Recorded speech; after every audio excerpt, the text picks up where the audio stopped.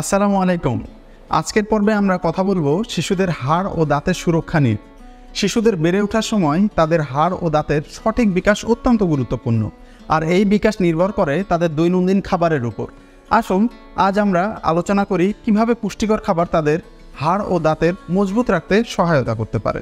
শিশুরা যখন বেড়ে ওঠে তখন তাদের দেহে ক্যালসিয়াম, ফসফরাস এবং ভিটামিন ডি এর প্রয়োজন হয়, যা হাড় ও দাঁতের সুরক্ষায় প্রধান ভূমিকা পালন করে।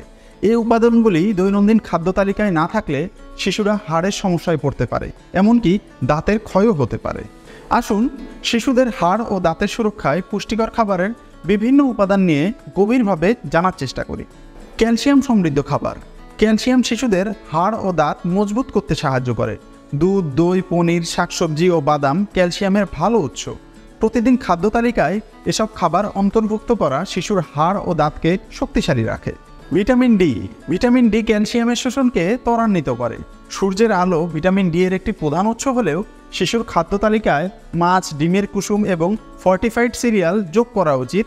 এতে হাড় ও দাঁতের সঠিক বিকাশ নিশ্চিত হয়। ফসফরাস সমৃদ্ধ খাবার। ফসফরাস হাড়ের স্বাস্থ্য রক্ষায় গুরুত্বপূর্ণ ভূমিকা পালন করে। মুরগির মাংস, ডিম, মাছ ও ডাল জাতীয় খাবার ফসফরাসের চমৎকার একটি উৎস। এসব খাবার শিশুদের হাড় ও দাঁতকে আরও মজবুত করে। ম্যাগনেসিয়াম ও ভিটামিন কে। ম্যাগনেসিয়াম হাড়ের ঘনত্ব বাড়াতে সাহায্য করে, আর ভিটামিন কে হাড়কে ক্ষয় থেকে রক্ষা করে। শাকসবজি, বাদাম এবং মিষ্টি আলু ম্যাগনেসিয়ামের ভালো উৎস। এছাড়াও ব্রোকলি ও পাতা শাক ভিটামিন কে এর সমৃদ্ধ উৎস। শিশুদের হাড় ও দাঁতের সুরক্ষা শুধু তাদের সুস্থতা নয়, ভবিষ্যতের শক্ত ভিত্তি গড়ে তোলে। সঠিক পুষ্টিকর খাবার তাদের হাড় ও দাঁতের গঠনকে মজবুত করে, যা তাদের পুরো জীবনের জন্য উপকারী হবে।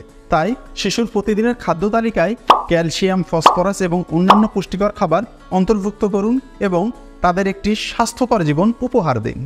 কৃতজ্ঞতা আপনাদের প্রতি এতক্ষণ ভিডিওটা দেখার জন্য। আমরা আশা করি এই আলোচনা আপনাদের শিশুদের খাদ্য তালিকা তৈরি করতে সহায়ক হবে।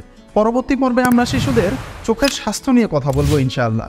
ততক্ষণ পর্যন্ত আপনারা সকলে ভালো থাকুন, সুস্থ থাকুন। ভিডিওটি ভালো লাগলে লাইক, কমেন্ট, শেয়ার এবং সাবস্ক্রাইব করতে ভুলবেন না।